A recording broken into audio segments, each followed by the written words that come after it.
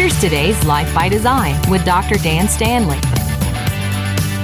Dan here, and this is Life by Design. I'm in the process of writing a book, and I just because there's something in me that needs to get out, and that's important. I'm also thinking about some mission operations stuff ahead, so pray for that. But I think, too, I want to learn some more about certain aspects of ministry and life and how this stuff works together. So I'm doing a little educational class, so think about that a little bit, kind of coming to concluding that.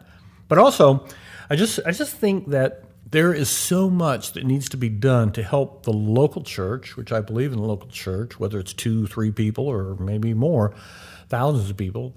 But the local church and the way it operates and what makes it operate and what keeps it operating and what helps it to grow in a healthy way, those questions are always on my heart and always on my mind.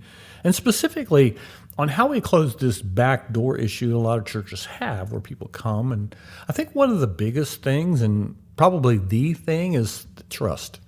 I think trust is so important. As we build ministries or as we build churches and governments and all that in the church, that we look at trust and realize that that's a very important part, because in every relationship, trust is foundational. As people trust what's going on, they trust the competency and commitment of leadership. I think those particular pieces are so important. So they're watching, and modeling is very important, and laying our lives down for the body. Those things as leaders are very, very, very important. I think equipping is more than just information. I think it has to do with a lot more than that.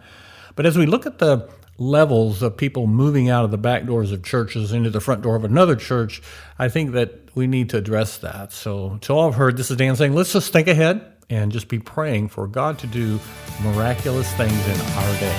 Dr. Stanley is an author, pastor, conference speaker, and the founder of International Growth Institute. He's dedicated to spiritual growth and helping God's people thrive. Learn more at internationalgrowthinstitute.com.